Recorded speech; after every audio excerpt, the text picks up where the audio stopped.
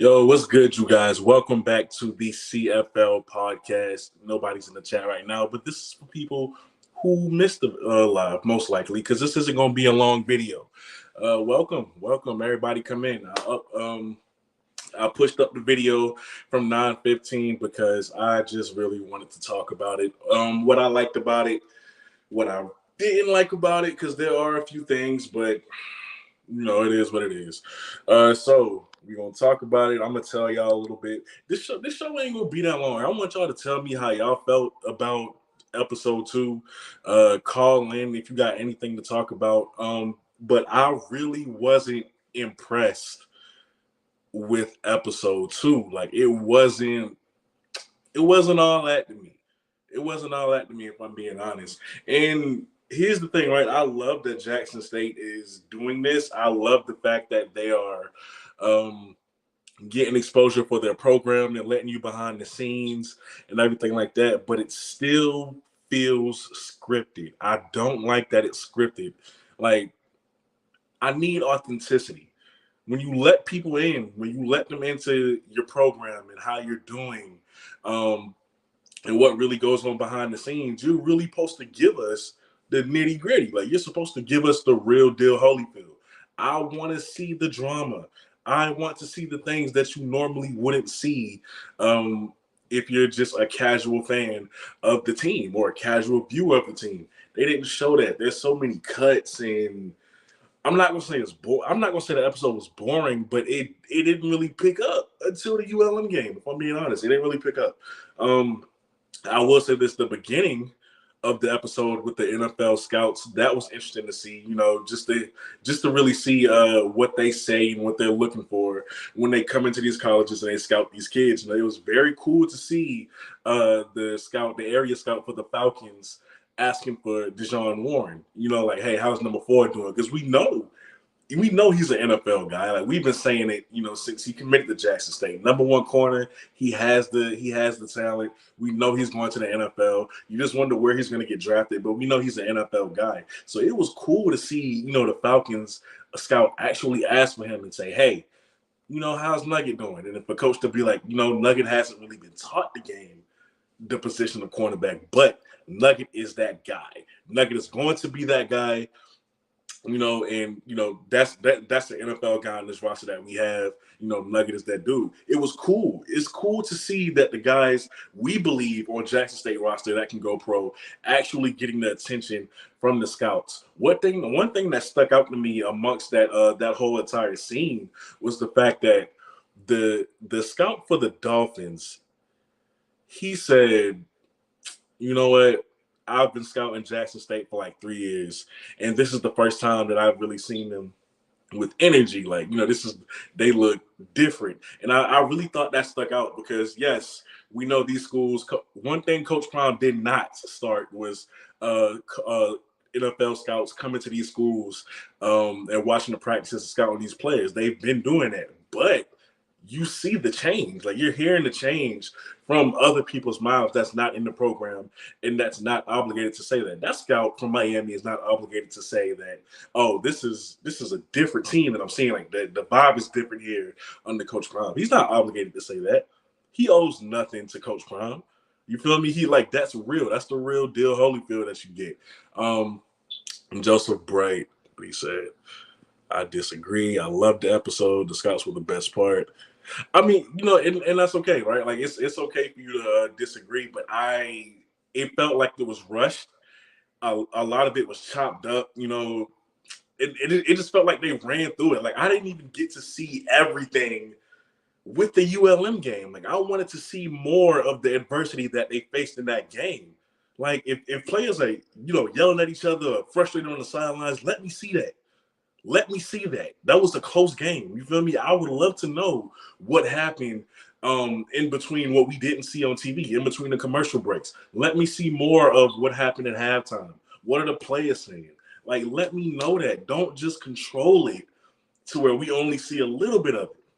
Like the scene where the coaches were talking amongst themselves during halftime, saying that, hey, the kids are saying the ULM players are calling out everything that we're doing. Give me more of that. That's the beauty of these documentaries. That's the beauty of it. I want to see the real deal. I want to see the real deal, bro. So I don't know. I felt like episode 2 was just it was alright. It was alright.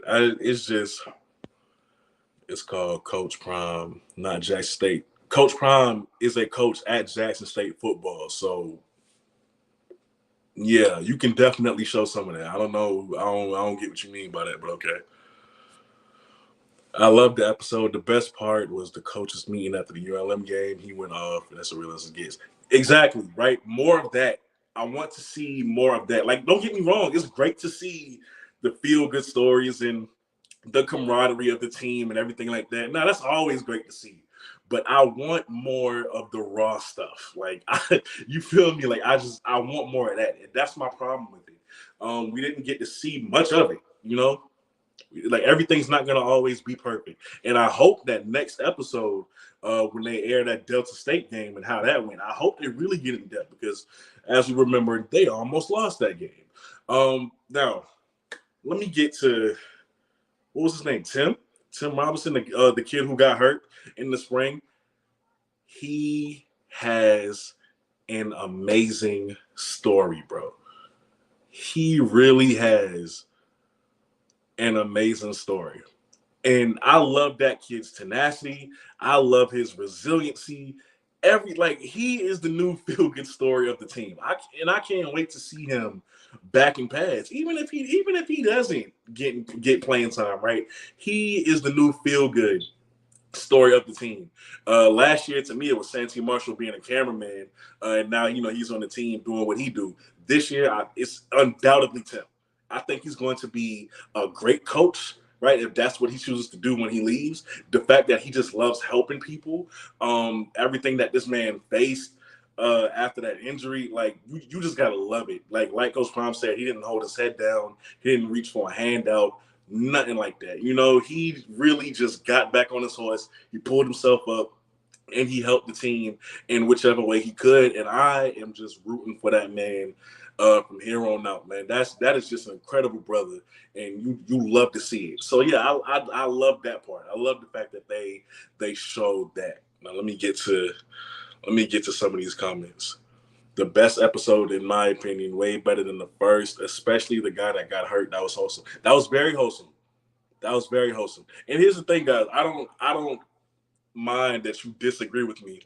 You can tell me your opinions. It's all good. I'm just saying I wasn't really for it this episode. But to each his own. I actually like episode 2. Everybody needs to judge it for themselves, not because somebody else dislike it or like it. I'm just saying facts. Like I said, your opinion is welcome here, whether it's the same as mine, whether it's not. Like, I'll welcome it. I welcome it. But I'm just saying, like, for me, it wasn't it. It wasn't it. Ron, what's going on, my boy? What's going on? So yeah, I want to see more of the nitty gritty. I need them to be in depth. Like, when you look at the Swamp, the series that the Florida Gators have, they get in depth. Like, they show you everything. The stuff that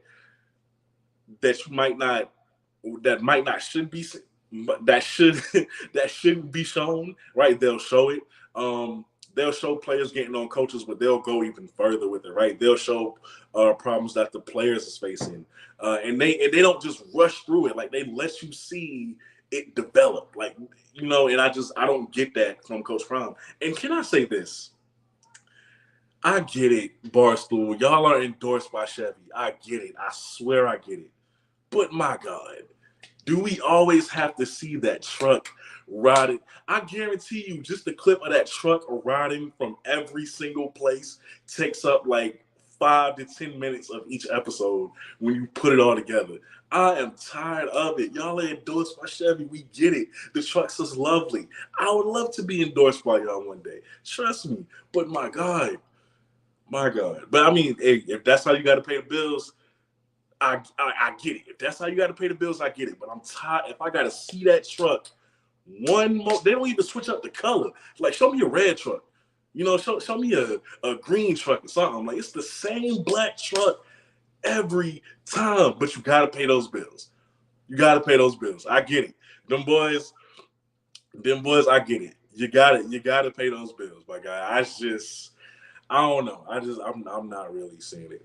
Now, one thing that kind of bothered me just a little bit. When I forgot what scout it was. Was it the Falcon scout that was measuring Aubrey Miller in his wingspan? You know, he told him like, hey, you know, your wingspan is a little bit, you know, under average, you know, stuff like that. It's not really irregular or anything like that, anything that we're used to. And I'm looking at it, I'm like, okay, you know, that's natural information that they will tell prospects.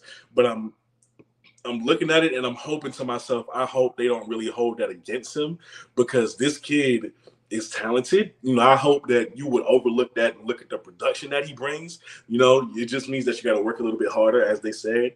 But I hope they don't take away from Aubrey Miller in his draft stock because of that.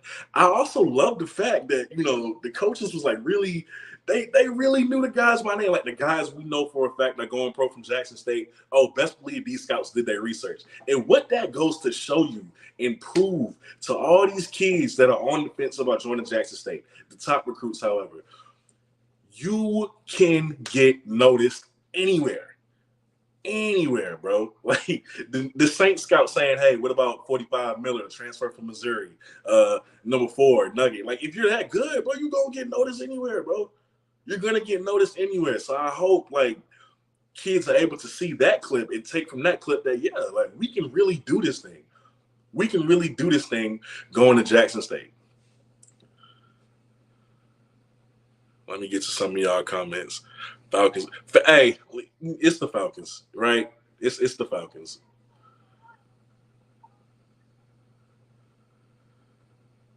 You a man, I let them park that truck in my back. Hey, listen, boy, I'm tired of seeing that truck, bro. I'm tired of seeing that truck. Get new transitions. So listen, Warren Newman is a fan favorite, has been since last year, right? Even though he's not a player anymore, he's graduated. If we're being realistic, I want to see Newman in the USFL. NFL is not going to be an option right out of the gate. I'm sorry. I know that sounds bad. I do, but you have to be realistic. Not to say that Warren can't ever play in the NFL, that he won't ever get a shot, but Warren needs to be in, like, that's his best chance right now. That's his best chance right now. He's not an NFL guy. Not right now. And I would love to see him in the USFL, you know, because I think, you know, he can really do some damage, maybe work his way up. You know, maybe he has like one of the feel-good stories for the ages and he gets a shot at the NFL. But USFL is something he should look at, because I definitely think he has pro potential, just what pro league, and the NFL ain't it right now. Shout out to Blue Blaze. The coach may have more screen time than Coach Brown. Blue, you feel me, right?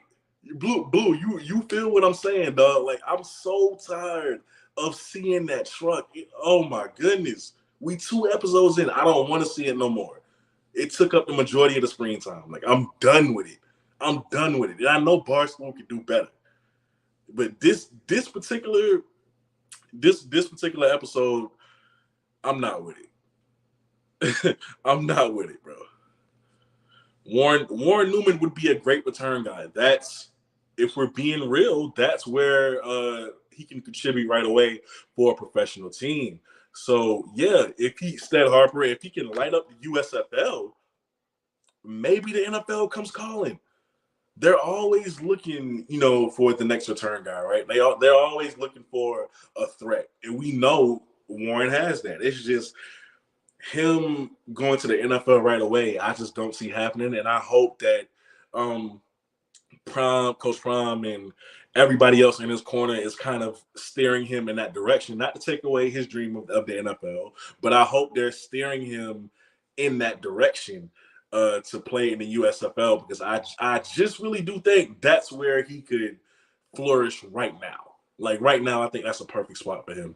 And, you know, it's a great thing that the league is actually here. And let's not forget, you know, even if the league doesn't last long and it only lasts a season or half a season, there were guys who were picked up by the NFL for their stellar play while the XFL was going on like a year ago. PJ Walker, right? Like there were a lot of guys who got an NFL spot. So it like the USFL isn't an end all be all for players. If Warren can go there, secure himself a roster spot, make a name for himself in ball like we know he can do, the NFL is never out of the realm. It's never out of the possibility, ever. And I needed Impala or a Camaro the next episode. But Blue, I swear to God, just in 2 episodes, bro, just in 2 episodes, that truck has miles on it. Like, bro, let me get to some of these comments. The USFL is back at it. Definitely gives HBCU another option. Thank you to like it's not a bad option. It's not a bad option, and I think more players need to embrace it.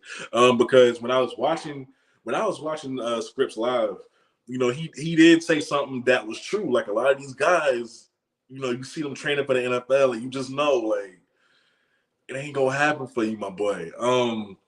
And you don't say that to diss them. You just know the real, you know. So the fact that the USFL is back, it gives HBCU players a great option. You know, it's still professional football. I know everyone would like to get to the league, but the reality of the situation is everybody ain't gonna go. So the fact that you have this option, the second option available, it couldn't hurt. It couldn't hurt. Going overseas and playing. Yeah. If you wouldn't want to do that.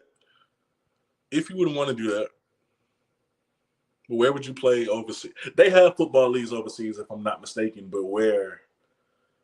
Because I'm not familiar when it comes to overseas. Stat Harper says, Aubrey has turned his body into a fine-tuned machine, and with his maturity, all he has to do is play his game and stay healthy, and he's in there. I agree. I think Aubrey Miller is a draftable player right out of college. He's definitely a draftable player. Where is up to him. He still has some things that he could work on, of course. Like that scout said, because he is a little bit under average when it comes to wingspan, he's going to have to make up for that with his play. That's what every undersized defender has to do. However, if anybody could do it, it is him. Okay, I think if he improves in his ability to defend in the passing game, right, when it comes to coverage, if he can do that and if he shows that improvement, I think that makes him a definite draftable player, right? Because he already looks the part, but you know, it takes more to just look the part. I'm pretty sure like 13 to 14 HBCU players have been drafted to the USFL, so that's a great start on top of Akil, Marquise, etc., who will be drafted. Facts. Thank you, Blue. This man's an encyclopedia for a reason. 13 to 14 players were drafted into the USFL. That's really good. That's really good. And then you got Akil and Marquise. Let me say this about Akil, just to get off topic for a bit. At one point during the season, I thought Akil's draft stock was just plummeted, right? Like after that Tuskegee game, I thought it's a wrap for him. And then he was able to pull himself out the trenches and, you know, just skyrocket his stock. So very happy for him, very proud of him because, you know, you never want to see any HBCU player fall off like that, especially one of his caliber. So I'm very happy that he's back into the draftable mentions. I think he will be drafted. But him, Marquise Bell, James Houston, who I think is going to get drafted as well. Those guys, like this is a very good start for HBCUs in the movement that's taking place. Let me see.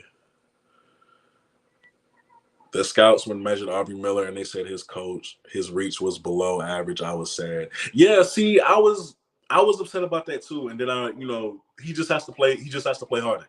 That's the only thing he can do. His production has to make up for that because he's not the only draft prospect who's been undersized at a position or lacking the average statistic that scouts and coaches are looking for and still succeeding. So I think, he'll be fine. You could tell it hurt him a little bit when he saw that. But he'll be fine. Like I still think he'll get drafted. Speed will ultimately determine his draft stock. Yeah. Here's the thing, though. His speed isn't bad. He could be faster. But all that time he spends in the weight room, I think if he, he spends a little bit more time in the offseason with the speed training as well, he'll be fine. His speed isn't bad, but it can definitely be better. It could definitely be better. If he has speed, he's unstoppable. Like if he's fast on top of that natural frame that he has already, he's unstoppable.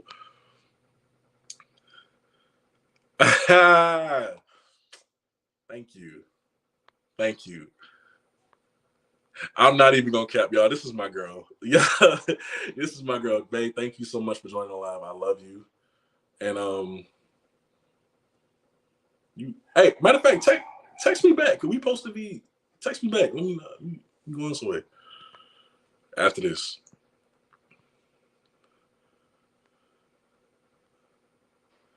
Keith Corbin, dog.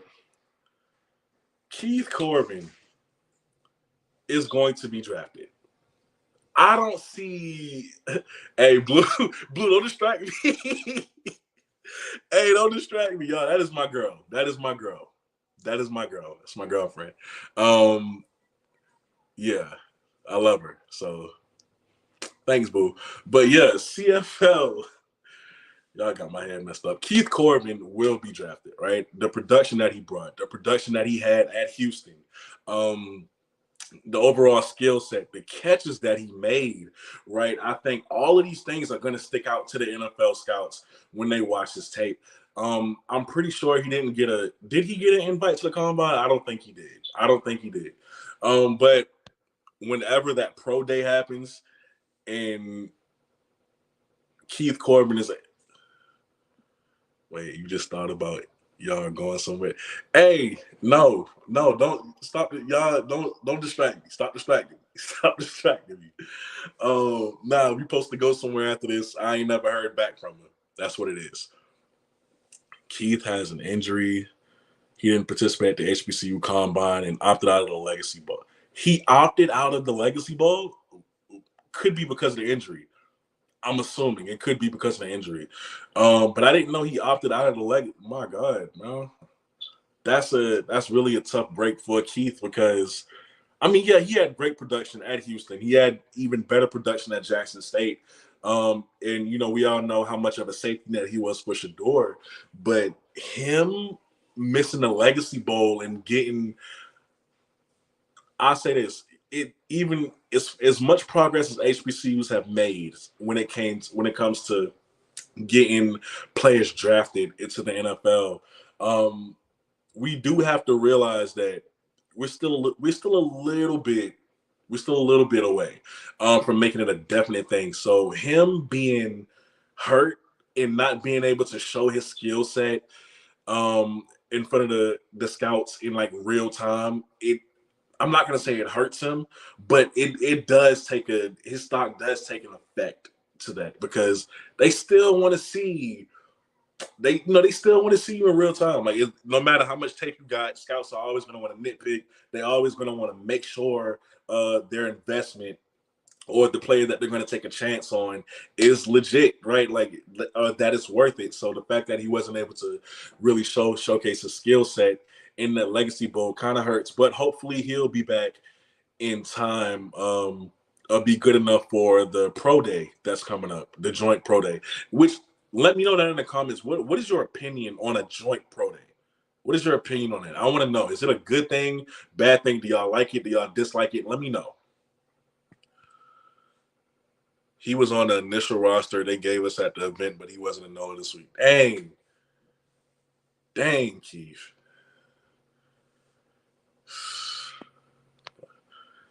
All right. Let me address the house phone thing for those of you who do not know, because I called in the script show on New Year's. So let me address the house phone thing right now. I do not have a house phone.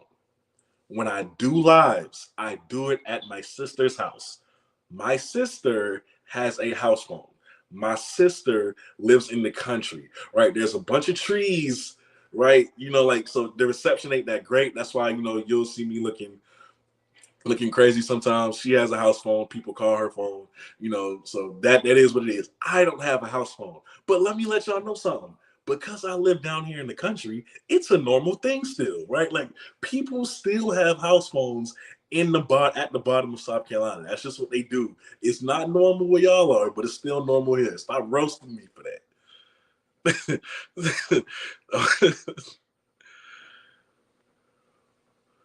On the system, it been on the system, Timona.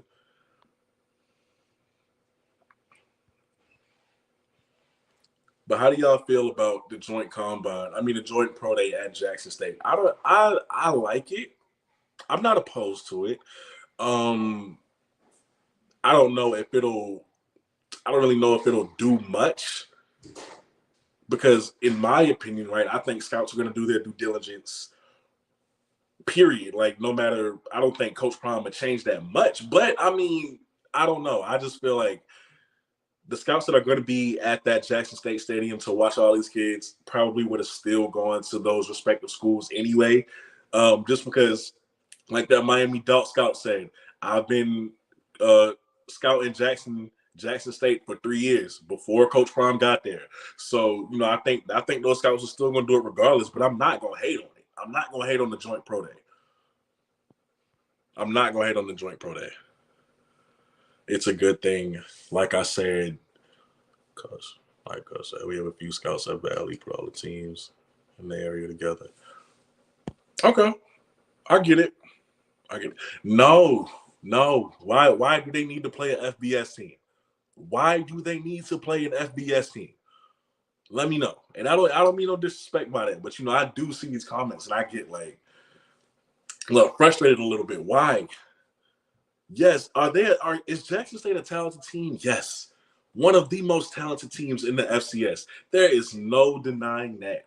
But y'all, they barely got out of the SWAC last year. For y'all to want them to go and play these top FBS schools, that's crazy. That's crazy. Like, let them establish themselves in the SWAC. Please let them get their bearings in the SWAC. It's only been a year in a spring season. Please let them just get their bearings together before they think about playing FBS schools. And please keep in mind, because I assume when you say FBS schools, you want the big schools and not the ULMs. So let's chill on that. Let's chill on that. But oh my God, how bad I wanted to see that ULM rematch. It could work both ways. It wouldn't be good for FAMU and JSU because they are a bunch of prospects who can outshine each other.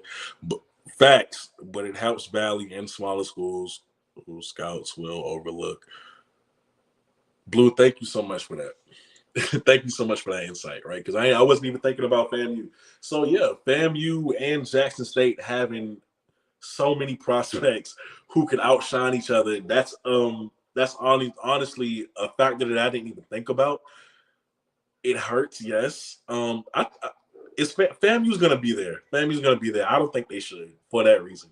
I think they could hold their own and just be fine. And I love this. Now that you've mentioned it, yeah, I love it for Valley. I love it for the schools who are going to get overlooked. But I do there's a worry factor.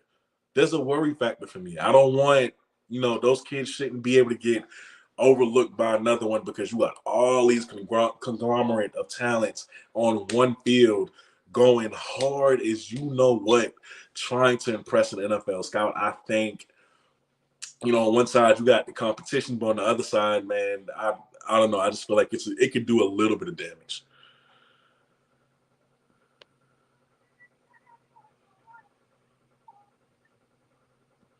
Start some stuff. Hugh Jackson to either Arizona or UNLV. They want to play FBS schools because nobody else in the SWAC beat them, even with a bad O-line. Hey, coach. Hey, coach. Coach, don't do that. Y'all like to choose violence in this comment section. Either you get it or no. I mean, yes, I understand that. I understand that, D, but with this opportunity on the line for your pro day, for what most kids would be their last opportunity to impress NFL scouts. I don't think you should join them up in a conglomerate.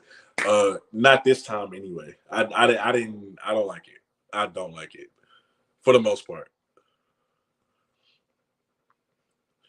Now, let me ask y'all while I got y'all on here. Hey, y'all can call in. I think the number is in the ticker.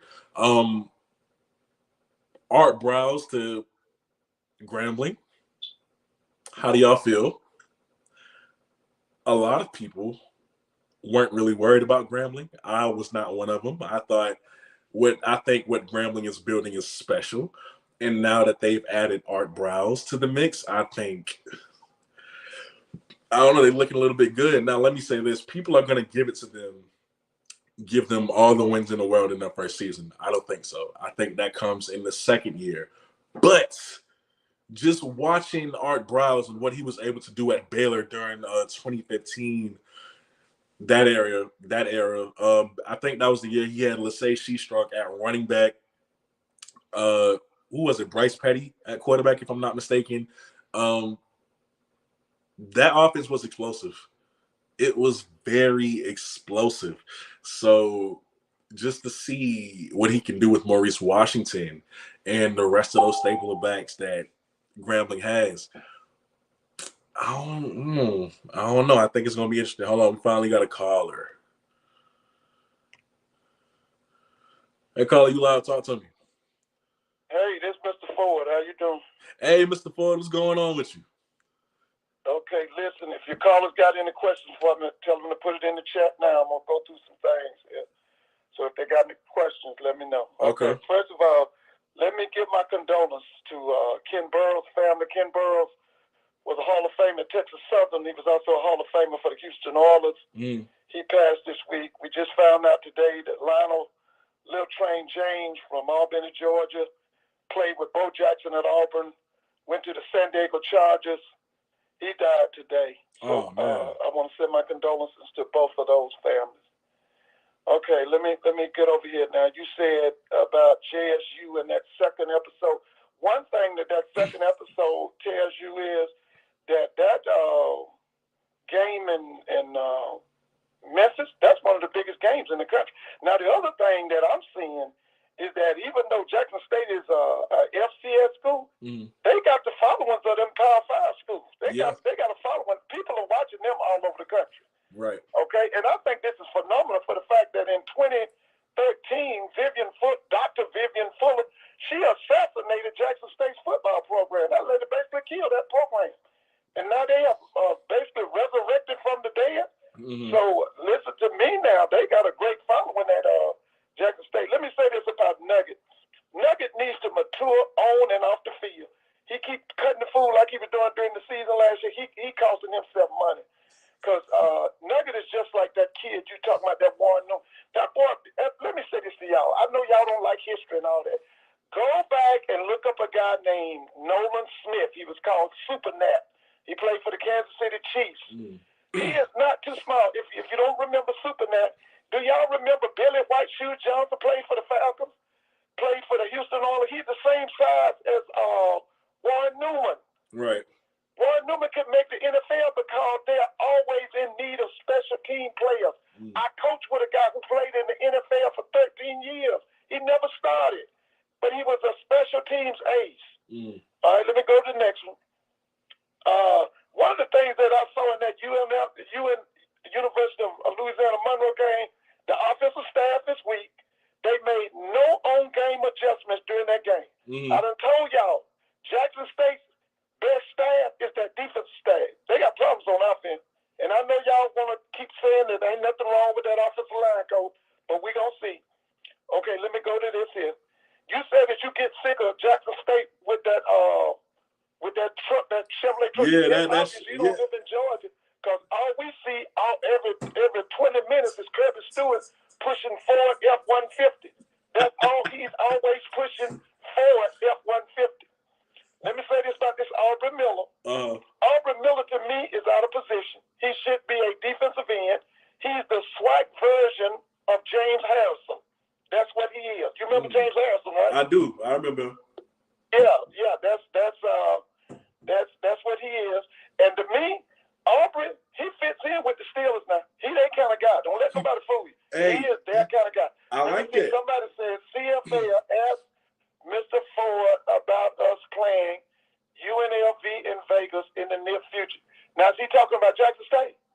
Who is he talking about? Let me see. I spoiled about it. Yeah, he's talking about Jackson. I think he's talking about Jackson. UNLV before. Is Jackson a Grambling? Well, you know Grambling will play anybody. You know that. Grambling went one year and played Arizona. When I was a student at Grambling, we played Oregon State in Shreveport and beat them like a drum. It said, ask Mr. Ford, how do I feel about Art? I always remember this about Mr. Ford. I was an offensive running back coach and a wide receiver coach. Listen, Art Browns is a guru. Listen, Art Browns is a guru. All this stuff they talking, there's two things. Let me say this. I saw where they said Doug Williams said he ain't gonna have nothing else to do with Grambling. Always remember this: one monkey don't stop no show. The second thing I want you to remember is this: he that is without sin, let him cast the first stone. Yes, sir. Okay. Okay. What else you got for me? Coach Simmons wants to know, how do you feel about everybody outside of Grambling getting ready to strike against Jackson State? Okay, repeat that. I'm sorry. Repeat that for me again. You know, how do you feel about how everybody outside of Grambling getting ready to strike against them?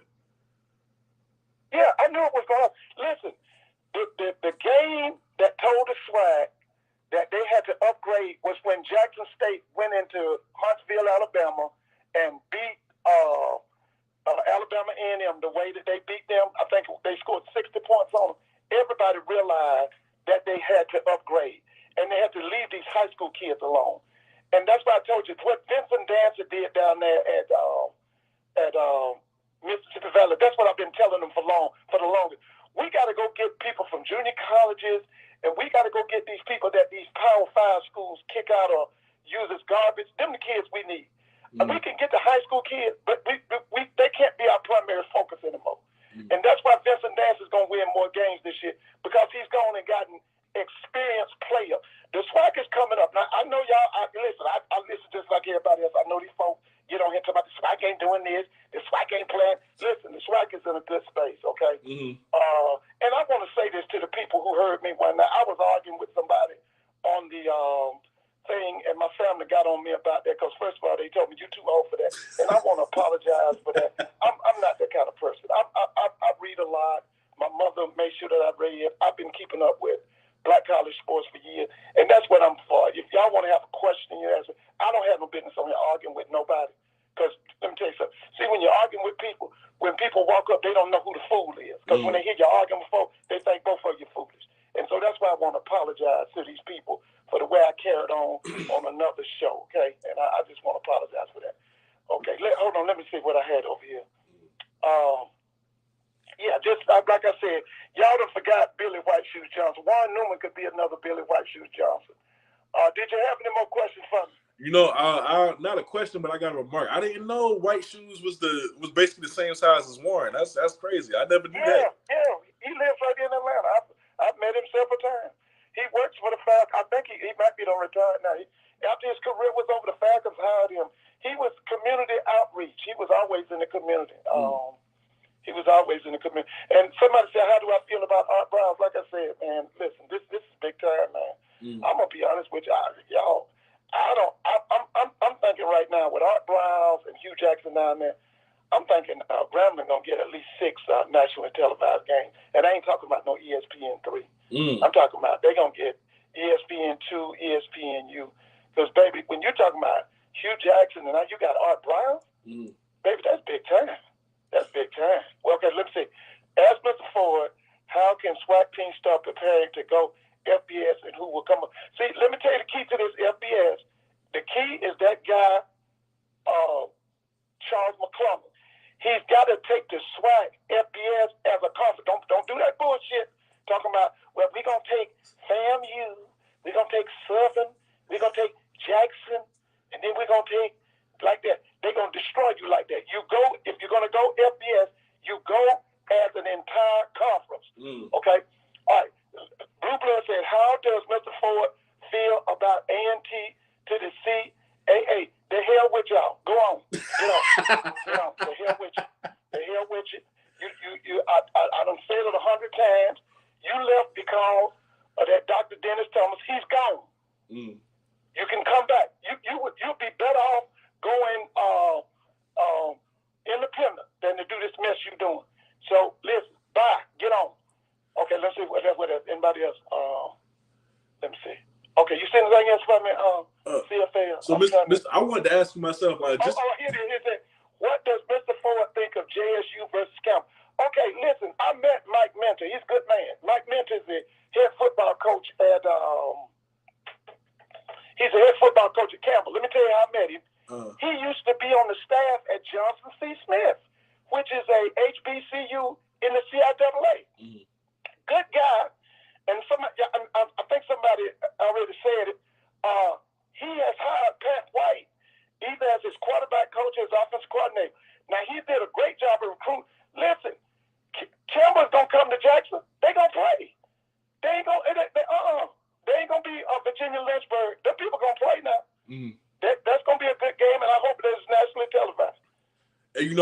And they did have the #1 high school class coming out of high school. Like they ain't no scrubs. They went out and got a lot of 3s and 4s. Yeah. Yeah. Listen, Mike is a good guy. I met Mike. I'm trying to think. Was Mike working for? That was a guy at Johnson C. Smith. He was a South Carolina State graduate. He's passed. He was on that staff with them and did a great job. And I want to say he was volunteering. I don't even think he was getting paid at Johnson C. Smith. That's the kind of guy he is. But Mike is a good guy now. Don't think Mike gonna just stay at Campbell. Mike will get a chance to go up bigger. He will. Now, Mr. Ford, I gotta ask you something, right? I remember back in season 1 when Coach Sturman on the documentary said, we went from being the hunters in the spring to the hunted, and I think that statement is even more true now. Now that this season is passed and they got who they got. So I want to know, in your opinion, what do they have to do to make sure that they are dethroned in the SWAC this upcoming season? Because everybody coming. Yeah, listen, man, you hit it right on the head. Everybody coming. I'm gonna tell you right now, man. That third game. Let's start from the beginning. That Miami game is gonna be big. The only thing, and Mr. Cameron, get mad with me when I say this. Fam, you can't beat no championship team with that Rashard McKay. I'm sorry. Right. I agree. Hopefully this kid from Vanderbilt can come in and take that position. See, I keep telling them, I coach quarterback. I watch Rashard McKay at least 5 or 6 games. He don't have no experience. The only pass he can play is what we call a bullet pass. He doesn't have a touch. He's totally lost when it comes to putting the air. He kills your vertical game. They better hope that kid from Vanderbilt comes in and takes that position in the spring. But now let me just tell you this. This whole thing with Jackson State. Jackson State has taken HBCU football to another level, bringing in Deion Sanders. That's why I keep telling people. See, that boy down there, not that boy, but that AD, Ashley Robinson, and that President Hudson, that was a genius move to bring in Deion. But on the other side, it made the other schools in the SWAC upgrade. Right. Listen, y'all better watch Cornell Maynor, man. I've been watching Cornell Maynor for years, man. And I don't know if you've heard me talk about that. See, I saw Cornell Maynor when he was a player. Okay, he played for Billy Hayes, a legendary coach at Winston-Salem, and he was a legendary coach at A&T. Listen, Cornell Maynor, I think it was 2017 or 2016, he played for the Division II National Championship. Right. When he played for it, we hadn't had a black school to play for the Division II National Championship since 1983. That was Billy Joe when he was with the Central State Marauders. Y'all, please don't sleep on this guy, Cornell Maynor. Don't sleep on this guy. This guy's quality. Okay? That got them, like we just said, this Art Brown's combination with Hugh Jackson. Do you know what that means for the SWAC? I love it. Listen. When Grambling comes into Jackson, Veterans Stadium is going to have 60,000 people there for that game. Yeah. They going to go at it. Because them people, listen, Hugh Jackson and Art Brown is going to let Deion know, you won it last year, but that was last year. Yeah. We in town now. Okay? And Cornell going to tell him the same thing when they meet up down there in Mobile. Oh, Willie Simmons doesn't talk a whole lot of trash, but baby, don't y'all think Willie ain't ready for Dion them now? Don't y'all believe that? I feel like he got something up his sleeve.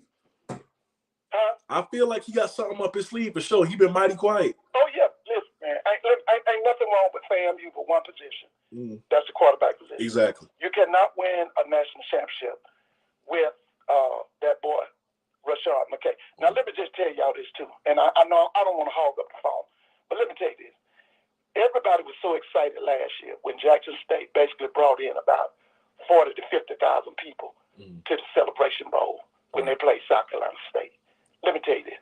If FAMU comes to the Celebration Bowl, look for 60 to 65,000 at the Celebration Bowl. I bet. Okay. I bet. I love FAMU's crowd. Listen, if anybody got a question from me, just tell them I'm gonna watch the show because I'm not doing anything.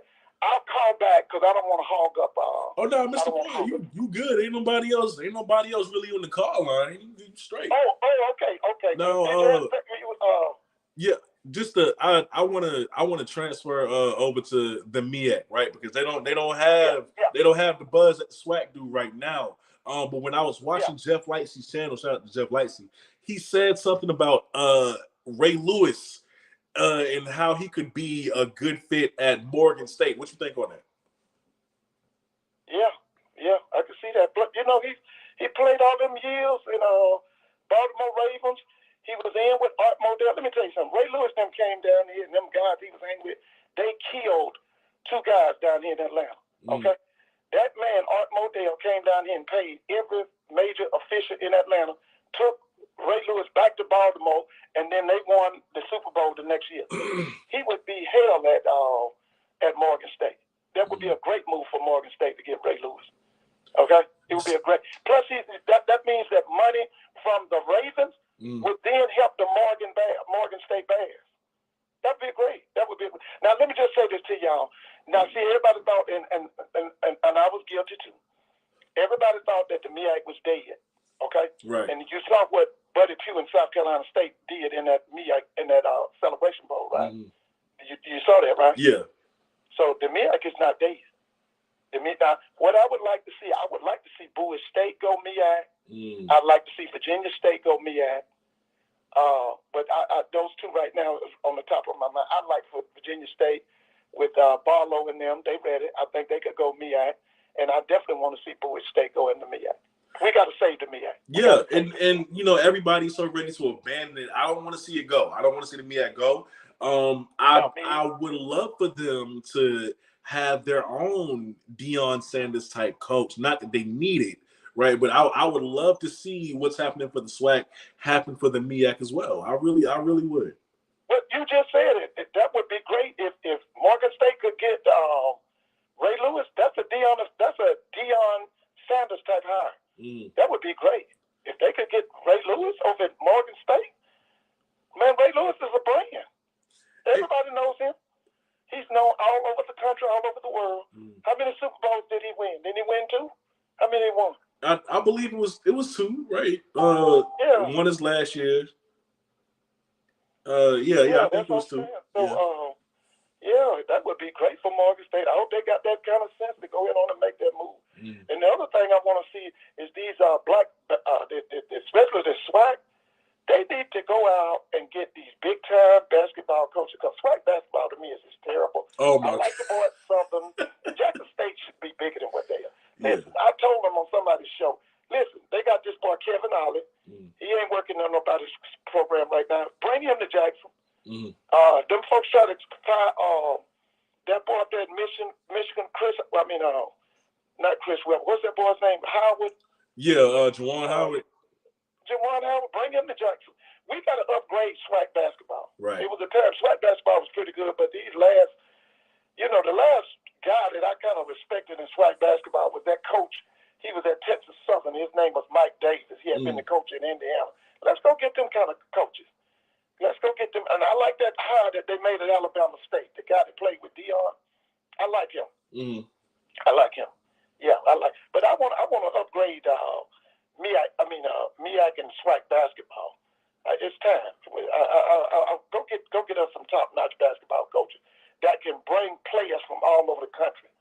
Okay, bring players from all over the country. And now, but the other thing I failed to mention to see with this documentary right here, the one that FAMU had on ESPN Plus, this thing that Jackson State is doing, I mean, what Deion is doing with Barstool, man, this is gonna bring them a lot of players from around the country. It is. Listen, 2 states is getting ready to invade Grambling.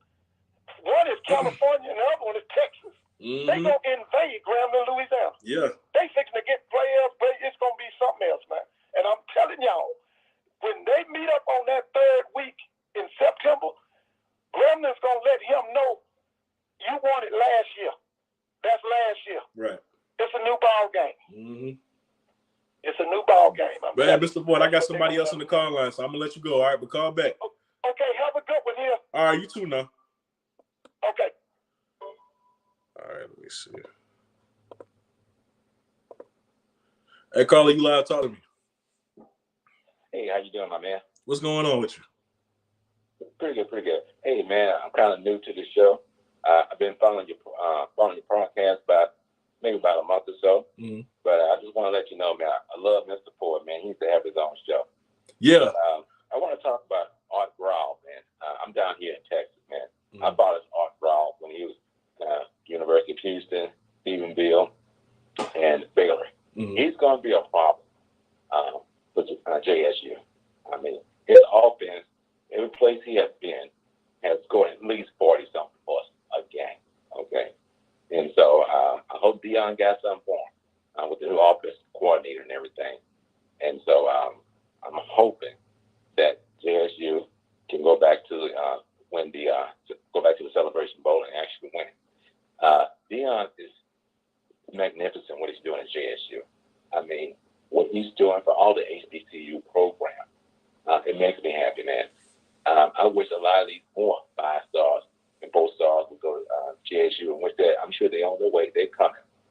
But a lot of players have to realize that they don't have to go to these Power 5 schools. Right. They don't have to go there. They realize that they have the power. They have the power. Can you imagine on Rivals at 247? Let's say it's 10% of the top guys just went to these HBCU schools. What that would do? Just imagine what they would do. Right. Imagine if Jack, just imagine his Graham, sons, even Grim, they get a couple 4 stars, 5 stars. With that, it changed the landscape. And so I just want to call in. I appreciate what you're doing. I appreciate Blue Blood as well as the Black Boss channel. And I want to commend you. I listened to you the other day, and you kind of called out another of these guys who be doing a lot of talking about JSU, and they really don't understand. Right. But I appreciate you being knowledgeable, and I'm gonna continue to listen to you. Hey, thank you so much for the support, man. I really do appreciate you.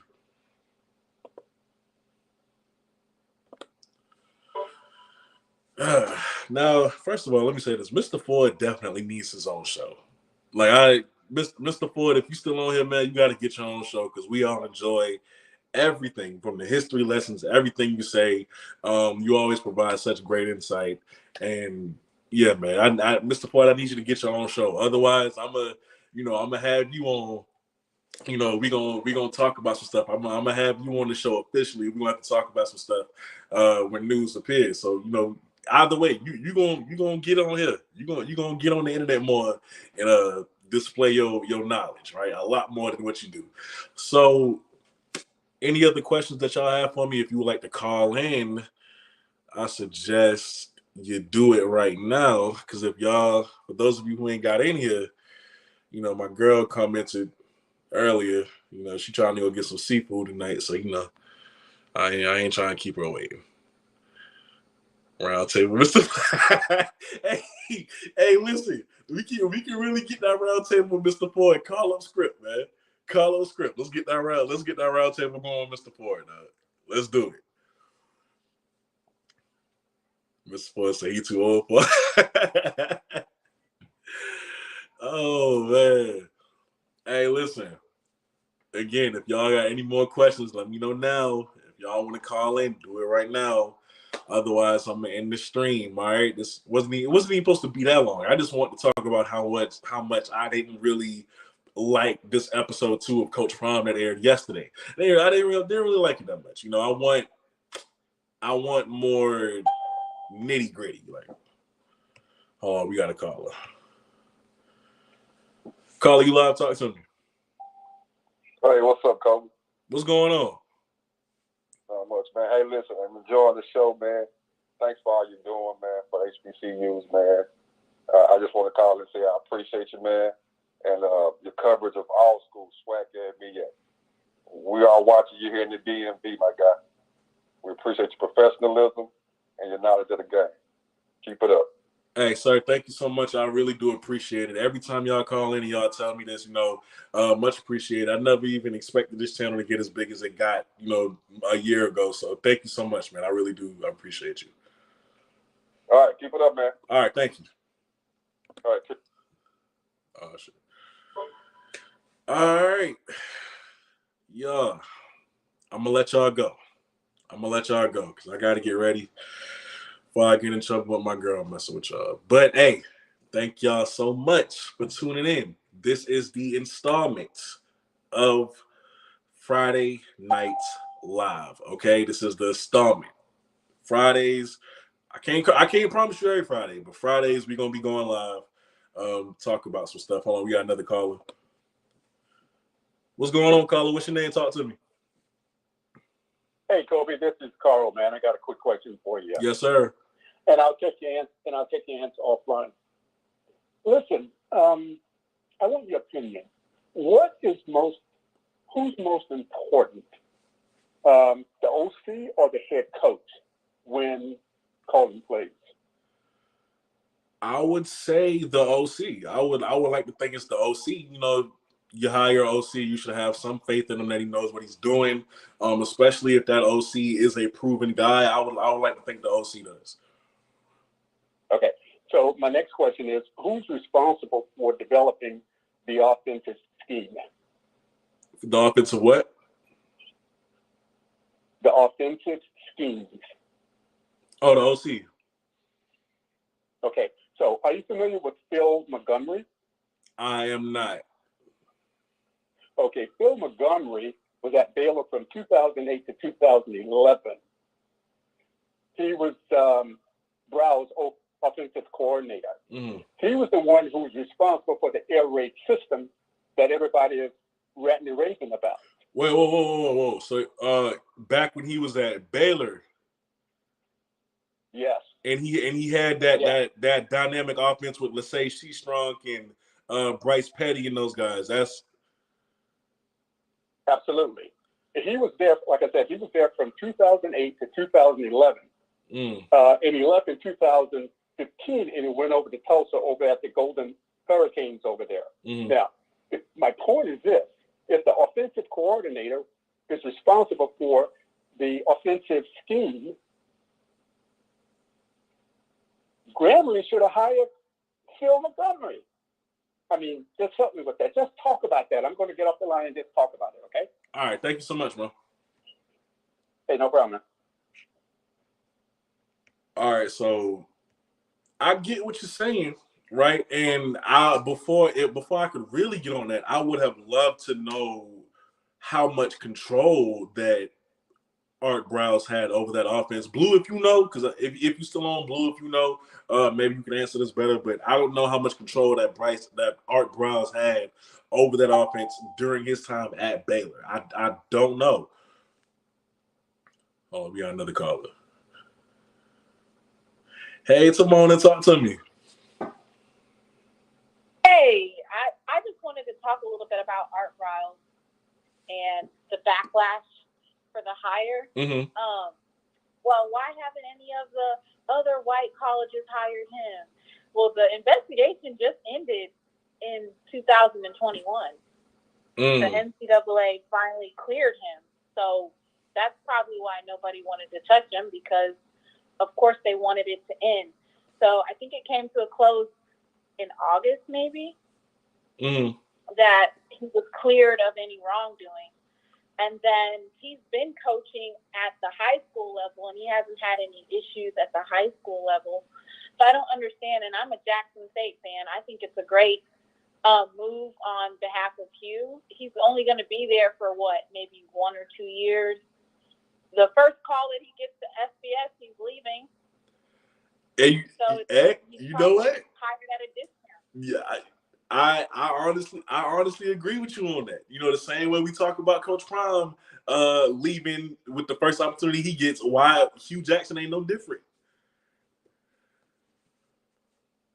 Well, I was talking about Art Riles as far as him. As soon as he gets a chance. Oh, okay. So I think Coach Prime, his daughter just committed. I think he's going to be here for at least 3 more years.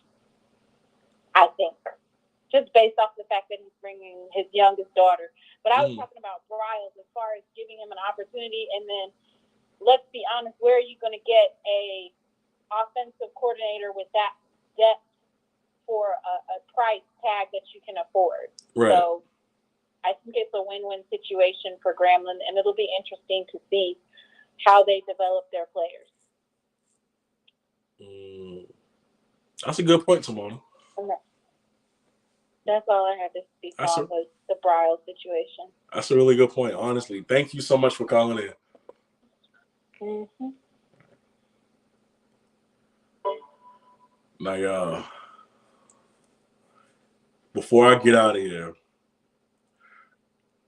there was a question I wanted to ask y'all. I was kind of listening to Mona, slipped my mind. Dang, what I wanted to ask y'all. It was something. Was it about Alabama? I'm pretty sure it was about Alabama State. Alabama State. Record projections right now. I want to know.